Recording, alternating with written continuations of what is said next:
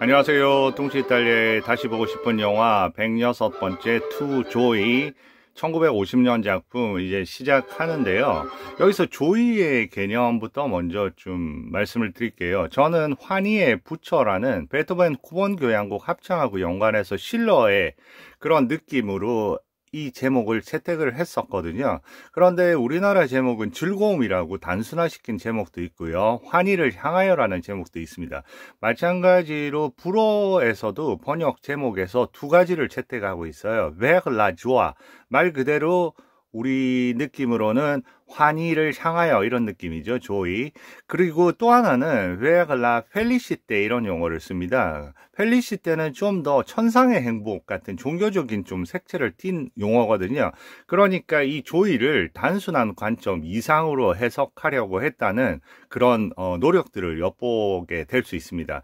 그래서 여기 조이의 개념을 좀 더 명확하게 설명하는 거는 이 이야기는, 이 영화의 줄거리는 두 명의 오케스트라 단원의 사랑 이야기이기도 하고요.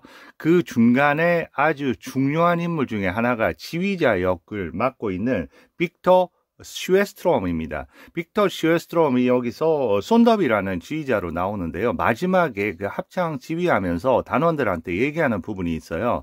첼로 파트에 대해서 특히나 얘기를 하면서 첼로 부분은 장내가 떠나갈 듯이 이 오케스트라 이 공연장이 떠나갈 듯이 그렇게 노래해야 된다. 그리고 우리가 표현하는 거는 그 즐거움의 폭발이다. 환희의 폭발이다. 그것은 단순한 웃음으로 표현되는 그런 환희가 아니고 Je veux parler d'une joie immense. 무한대의 그런 경계가 없는 그런 즐거움이고 데버당트 막 흘러내리는 충만으로 흘러내리는 그런 즐거움이고 오드라 둘레가 에디 샤그한 앙피니 고통과 그리고 끝없는 그 슬픔을 넘어선 그런 종류의 즐거움이다, 기쁨이다.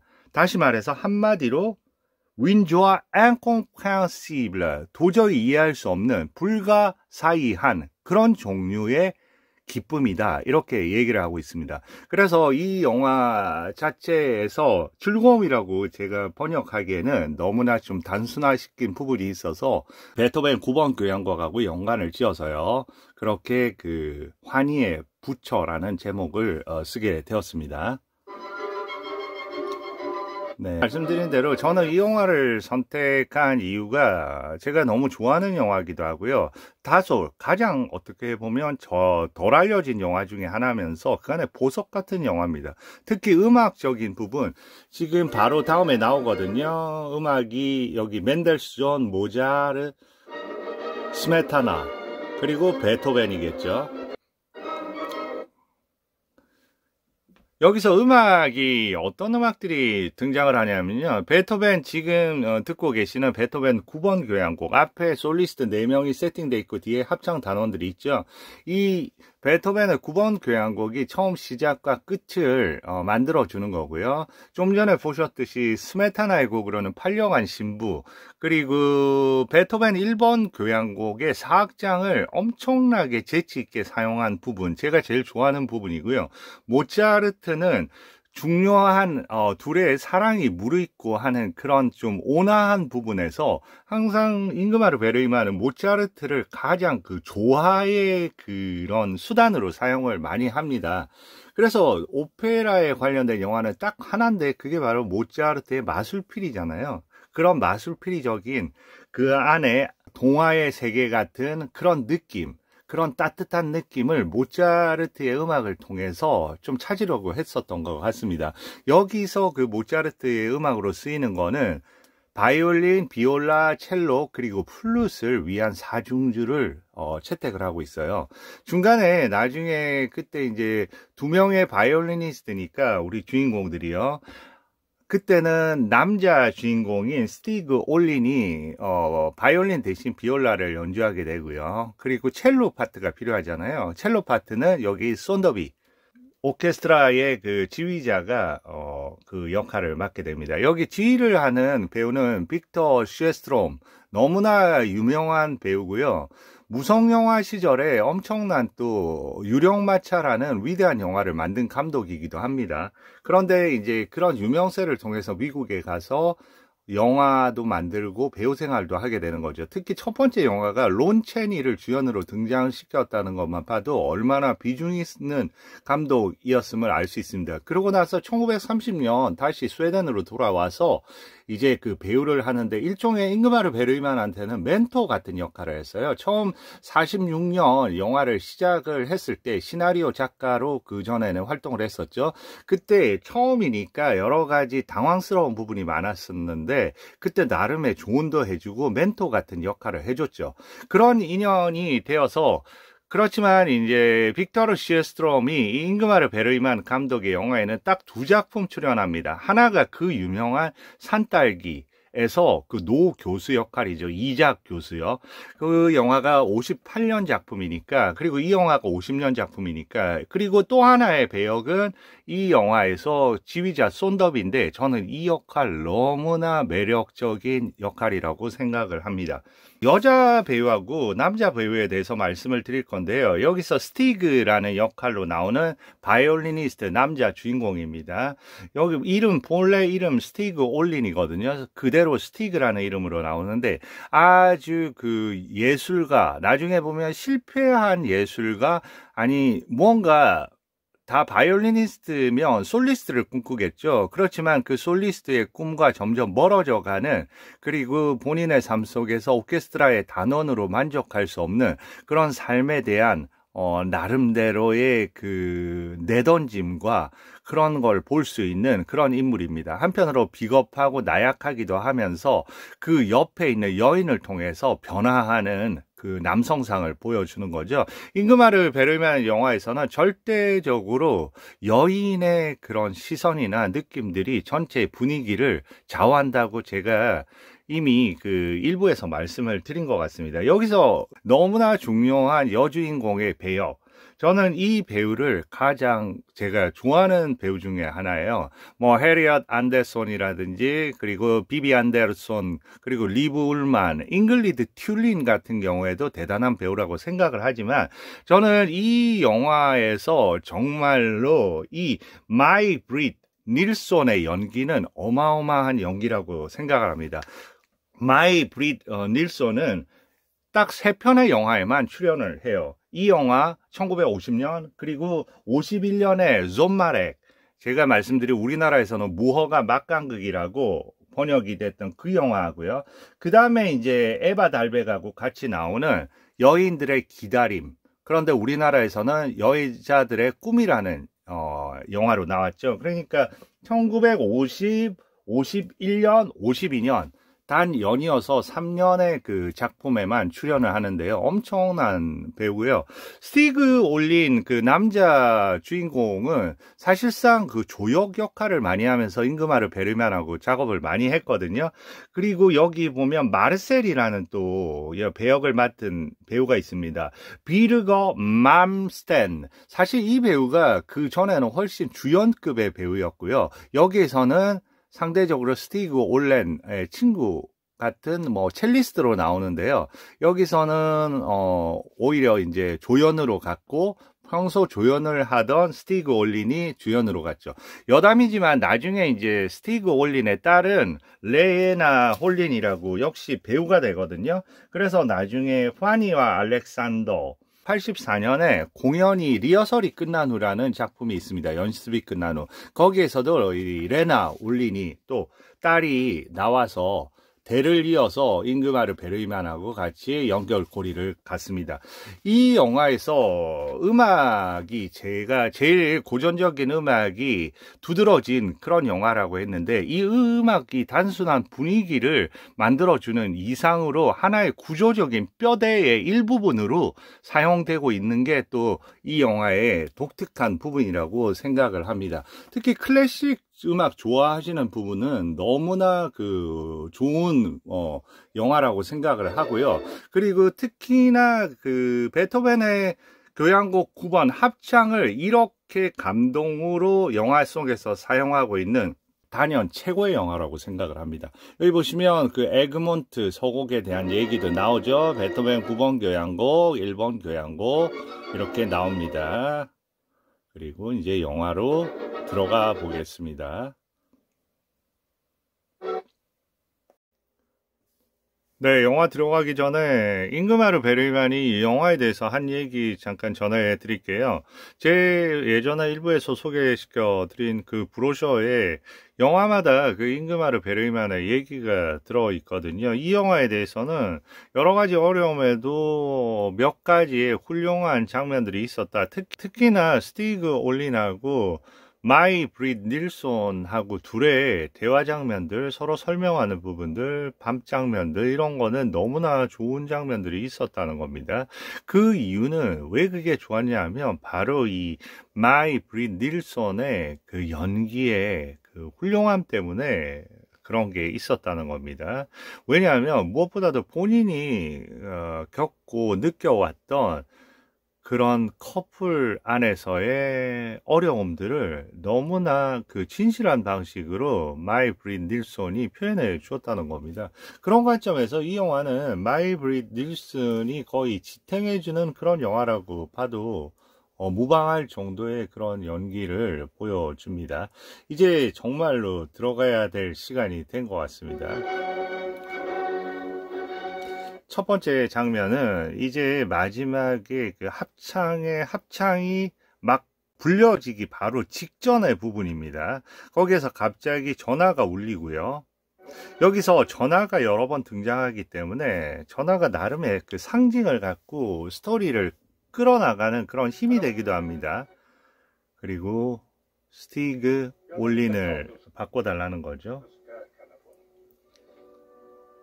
그러면서 갑자기 그러면서 잠깐 그 합창 음악이 터져 나오기 전에 조용히 들어가는 장면에서 전화기를 통해서 엄청난 흐느낌이 들려오고요. 이 전화기 자체가 하나의 거대한 물체, 인격체처럼 느껴지는 거죠. 그리고 이 계단과 움직임과 더불어 드디어 합창이 터져 나오면서 전화를 받게 됩니다. 뭔가 급한 일이 생겼죠. 서둘러 밖을 나서고요. 그리고 음악은 여전히 울려 퍼지고 있고요. 급박하게 자기의 집으로 돌아오는 겁니다. 한 여인이 있고요. 그리고 그 옆에는 본인의 아들인 라세가 있으면서 저 여인의 눈에 왠지 슬픔이 배어 있습니다. 할머니가 자기를 보내서 왔다고 얘기를 합니다. 고개를 돌리면서 등을 쥐고 등유 스토브가 폭발했다고요. 그래서 마르타, 본인의 이 스티그의 부인이죠. 마이 브릿 닐슨요. 화상을 입었는데 딸하고요. 그런데 마르타는 죽었어요. 그리고 아이는 상처가 치료를 받고 있는데 막 돌아오던 중에 얘기를 들었는데 상태는 죽지는 않았다고 얘기합니다. 근데 그 옆에 한쪽 끝에 저 아들이거든요. 라세가 뭔가를 먹고 있으면서 저 곰인형을 돌리고 있습니다. 그리고 라세를 부르는 거예요. 할아버지는 할머니하고 같이 이제 내일 오신다는 거고요. 그리고 라세를 데리고 갑니다. 내일 장례식용 띠를 사기 위해서요. 지금 라세는 어머니가 사망했는지 이것도 긴가민가 하는 상태에서 순진무구하게 그렇게 먹는 거를 우물거리면서 저렇게 나가는 장면이고요. 그때 여기서부터 이제 중요합니다. 계속해서 곰인형의 의미가 있어요. 곰인형을 비춰주고요. 그리고 서서히 자신의 앞으로 쓰러지면서 저렇게 절망하는 장면부터 영화는 시작됩니다. 그리고 하프가 등장을 하고요. 마치 이 주인공들이 다 음악인들이고, 그리고 이 영화가 음악적인 영화다 보니까 클래시백을 저 하프를 통해서 마치 그 옛 이야기를 들려주듯이 스티그와 마르타의 결혼 이야기는 7년 전 어느 가을에 시작된다 하면서 이제 플래시백으로 들어가는 거고요. 그러면 바로 오케스트라에서도 연결고리가 오케스트라 장면도 바로 이렇게 그 하프로 들어가는 겁니다. 지휘자 손더비가 나타났죠. 빅터 슈에스트롬. 빅터 슈에스트롬은 미국에 가서는 슈에스트롬이 발음이 그러니까 빅터 쇼스트롬으로 이제 철자를 조금 바꾸죠. 그때 이제 두 명의 단원을 소개를 하는 겁니다. 그렇게 해서 만나게 되는 거죠. 오케스트라 안에서 첫 만남이 이루어지는 겁니다.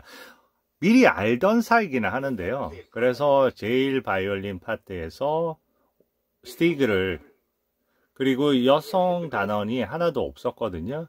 그런데 제2 바이올린에 드디어 마르타, 마이 브릿 닐손입니다. 아주 시선적인 연기가 너무 뛰어나요. 그리고 이제 양쪽에 이렇게 전체 장면을 통해서 위치를 시키고요. 그 다음에 연습, 리허설로 들어가면서 카메라의 움직임을 통해서 결국은 둘이 어디에 위치해 있는지를 잡아주면서 그렇게 이제 장면이 진행이 되겠죠. 여기서 나오는 곡은 베토벤의 에그몬트 소곡이고요. 좀 나름대로 장중하고 웅장한 느낌으로 이렇게 들어갈 수밖에 없죠. 그리고 특히나 영화에서 잘 제대로 다 보시게 되면 첼로 파트를 보이는데 대단히 시선을 많이 줍니다. 잉그마르 베르그만이 본인의 첼로에 대한 엄청난 관심을 표현하기도 하고요. 이렇게 이제 좀 부드러워지는 부분에서는 이렇게 카메라가 이렇게 움직이면서 좌우로 움직이면서 첼로 파트를 또 보여주는 거거든요. 근데 첼로 파트 뒤에 이 인물, 첼리스트 이 인물이 비르거 맘스타인이거든요. 저 인물이 여기서 마르셀이라고 일종의 동료로 나오는데 아주 잘난 체 하는, 상대적으로 주인공인 스티그하고 별로 사이는 좋지 않은 인물로 나옵니다. 근데 사실 저 배우가 베르그만 초창기 영화에서는 주연을 많이 맡았던 배우예요. 여기서는 상대적으로 이제 조연 역을 맡는 거죠. 그리고 또 첼로를 보여주고요. 그러면서 이렇게 이제 전체 오케스트라를 보여주고 난 다음에 제일 바이올린의 스티그를 보여주고 이제 곧이어서 마르타를 이렇게 보여주겠죠. 보여주면서 연습을 진행시키고요. 뭐가 잘 안 됩니다. 다시 한번 하자고 하고요. 그리고 얘기합니다. 여러분, 예상했지만 오늘 소리 너무 안 좋아요. 이런 식으로 장면 하나하나 보고 지휘하는 슈에스트롬을 보는 자체가 즐거움입니다. 이제 그냥 지나치고 가려는 거를 따라가는 거죠. 마르타가. 그러면서 스티그 하면서 부르는 거죠. 뭐 했냐? 나는 오빠하고 해외에서 많은 음악을 들으면서 보냈다, 바캉스 때.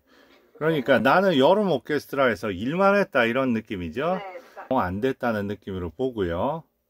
그러면서 계속 붙습니다. 너 오늘 내 생일 파티 할 건데 오지 않을래? 하면서 스티그한테 제안하는 거죠. 근데 스티그는 지금 돈이 없습니다. 그래서 돈 좀 빌려줄래? 그러니까 10 더 빌려줄게. 10을 빌려달라는데 10 더 빌려줄 테니까 머리도 좀 깎고 그러고 해. 근데 그 중간에 아까 마르셀이란 첼리스트가 힐끗힐끗 보고 지나갑니다. 네. 저는 여기서 대사도 괜찮은 대사가 있습니다. 심술 부리지 말고 좀 즐거워지려고 노력해. 스티그라는 캐릭터 자체는 늘 불만이 많고 음악적인 열정에만 사로잡혀 있고 다른 거는 늘 이제 부정적으로 보고 그런 인물인 거죠. 비겁하고 그리고 나약하고 다른 예술 세계에 대해서는 본인이 누구보다도 최고라고 생각을 하면서 흥분하고 그런 인물로 이제 비춰지는 거죠. 그래서 누가 올 건데, 그런데 어쨌든 그 말을 듣고 이를 이제 잘랐나 봅니다. 그때 바로 그 거울 안으로 들어오는 인물이 마르셀이죠. 빈정대기 위해서 나타나겠죠. 깎아봐야 이상하네, 너. 나 요번에 마르타하고 같이 있었는데, 그러니까 아까는 오빠하고 같이 외국에서 음악 들었다는데 알고 보니까 이 마르타하고 같이 있었던 게 마르셀인 거죠. 그래서 마르셀이 이제 마르타하고 같이 있다가 관계가 진전되었을 때 손까지 잡을 뻔했는데 하면서 지금 연애 준비가 다 돼 있는 그런 인물이고, 그래서 너를 좀 노리는 것 같다 하는 그런 느낌으로 비웃으면서 얘기하는 거예요. 나는 지금 그런 거 관심 없어 하고 무시하고 가는 거죠. 근데 너 오늘 올 거야 안 올 거야 하면서 파티에 오라고 얘기를 하면서 좀 빈정대는 거죠. 그런 부분 약간 우스꽝스럽고 바보스럽고 그런 표현을 합니다. 그런데 아까 돈을 빌려줄 때 마르타가 뭐라고 했냐면, 그래도 내 생일 선물 1.5짜리 생일 선물 사오는 거 잊지 마 그랬거든요. 그러니까 나름대로 이제 그 생일 선물 때문에 가게에 들어가는 겁니다. 근데 하필이면 가게가 장난감 가게 같은 데를 들어간 거죠. 근데 여기 기차가 빙글빙글 돌고 있는 장면이 처음으로 나오거든요. 근데 저 기차도 나중에 보면 의미가 있는 이런 장면입니다. 저 기차를 보면서 아이 같은 느낌으로 흐뭇해하고 있습니다. 그러다가 가서 1.5짜리 선물을 얘기하니까 없다고 하죠. 근데 눈에 들어온 게 있습니다. 곰돌이 인형. 너무 귀여운 거죠. 근데 저게 4.5입니다. 근데 그냥 4.5라도 사겠다는 거예요. 그러면서 요새 이거 잘 나가냐 그러니까 너무 귀여워서 잘 팔리는 인형이라고 얘기하고요. 드디어 파티에 간 거죠. 그리고 카메라는 아래에서 위를 비추고요. 이때 이제 옆에 보여주는 인물, 이 배우도 존 에크만이라고 유명한 배우입니다. 그 미카일이라고요. 여기에서 작가 역할을 맡고 있는데 아주 젊은 부인하고 같이 살거든요. 넬리라는 부인.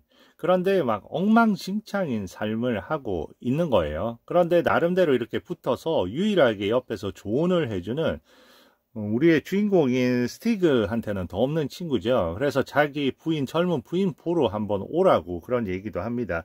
여기서 넬리라는 부인, 젊은 부인 역할을 맡는 배우 역시 마짓 칼키비스트라고 나중에 한여름밤의 미소, 그 영화에서 백작 부인의 역할로 나오죠. 아주 그 캐릭터가 있는 또 여배우입니다. 여기서 한쪽에서 이제 못 마시는 술을 마시고 있고요. 계속해서 술을 마십니다. 뭔가 분위기가 심상치 않죠.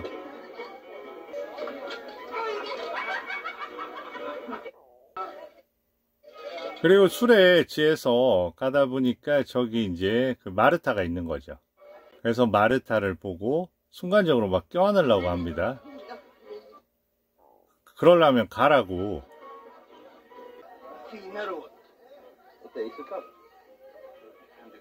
항상 마르셀이 나타나서 비웃는 역할이거든요. 마르셀한테는 대도하는 예술가 행사를 하는 이 스티그가 마음에 안 드는 거고요. 스티그가 술에 취했습니다. 그러면서 옆에 있는 사람 보고 얘기를 하는 거죠. 다 오케스트라 단원일 거예요. 유명 연주자들 다 사기꾼이라고, 별거 아닌 재주를 가지고 예술가인 척 한다고. 술의 비밀은 불행할 때 만들어지는 거라고, 나는 불행해지는 게 더 좋다고 얘기하죠. 예술적 영감을 위해서 불행하고 싶어하는 젊은 예술가의 그 치결인 그런 생각들인 거죠. 갑자기 순간 저렇게 이제 폭발을 하는 겁니다, 스스로. 모두를 경멸하면서요. 술, 여자, 은퇴나 생각하면서 그러고도 우리가 예술가냐고 하면서 난리를 부리는 거죠. 네.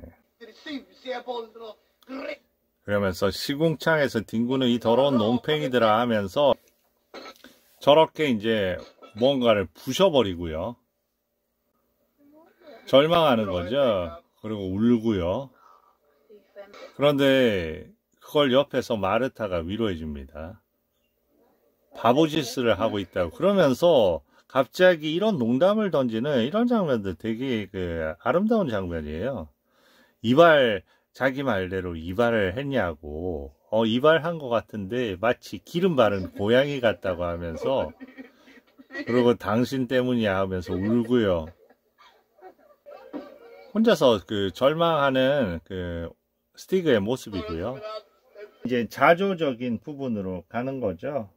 이제 그 한쪽 구석에 와서 취해서 자조적인 얘기만 하는 거죠. 난 뭐 하는 놈인지, 왜 재주는 있는데 존경을 못 받아. 취하긴 했어도 난 정말 재능이 있다고 하면서 이제 얘기를 하는 거예요, 혼자서. 저런 장면 너무 재밌습니다. 갑자기 욕조 안에 들어가서 저렇게 그 술에 취해서 누워 있는 거죠. 그때 넬리라는 젊은 부인을 이제 한번 보러 오라고 말했던 본인의 친구 마르셀이 나타납니다. 우리 집에 한번 와. 내 아내 넬리를 한번 만나봐야 될 것 같아 하면서 빨간 꽃 같은 잎을 가진 아주 재밌는 작은 동물이야. 이렇게 표현을 합니다. 그리고 이제 장면은 오버랩돼서 누워있는 장면이죠. 술에 만취가 됐겠죠. 근데 갑자기 이런 장면들. 갑자기 뭐 공포영화 같이 놀랍니다. 그때 마르타를 보여주니까 일단 마르타 집에서 재운 거죠. 근데 옆에 있는 커튼이 마치 지붕이 무너지는 것처럼 보였다면서 한없이 그 나약함을 보여주죠. 집이고, 그래서 막 이렇게 또 옆에 붙어서 하니까, 이러면 너 집에 보낼 거야. 그러니까 당신이 분위기를 먼저 잡았잖아 하면서 이제 또 어리광을 부리는. 그때 이제 또 본인을 자책하는 거죠. 끝없는 이제 자책감과 바보스러움, 그러면서 오로지 자신이 음악에 대한 대단한 재능을 가졌다는 그거 하나만 빼고 나서는 모든 게 이제 인생의 패배스러운 부분을 갖고 있는 그런 인물 스티그입니다. 다시 얘기하죠. 난 정말 바보야. 네, 맞아요. 나 같은 놈은 죽어야 돼. 그러니까 이때 또 대화하는 방식. 사실 무슨 피해를 줬길래 그래. 그 정도 피해 괜찮아. 그러면서 그런 건 중요하지 않고 내가 1.5짜리 선물 사오라고 했잖아. 그건 좀 사줄 수 있었어야지. 갑자기 생각합니다. 나 샀어. 그런데 잊어버렸겠지. 근데 아니야. 나 그 코트 속에 그 선물 갖고 있어. 저는 이 장면. 그리고 갑자기 그 곰인형을 꺼내 듭니다. 이때의 그 시선의 연기. 그리고 이때 음악이 처음으로 깔려 들거든요. 이 음악, 은근하게 깔리는 이 음악은 바로 그 모차르트의 바이올린, 비올라, 첼로, 그리고 플루트를 위한 사중주, A장주 음악이 흐릅니다. 그리고 고개를 돌리고요. 이런 장면 되게 그 섬세한 장면인 것 같습니다. 순간적으로 바로 그 감정의 그런 감동 장면을 보여주는 것보다 일단 한번 고개를 돌렸다가 그 스티그를 통해서 느낌을 보여준 다음에 그 시선에 정말 고마워요, 스티그. 네, 그리고 이제 리허설이 있다고 빨리 자자고 하면서 누워서 그 곰인형을 보고 어쩔 줄을 모르는 거죠.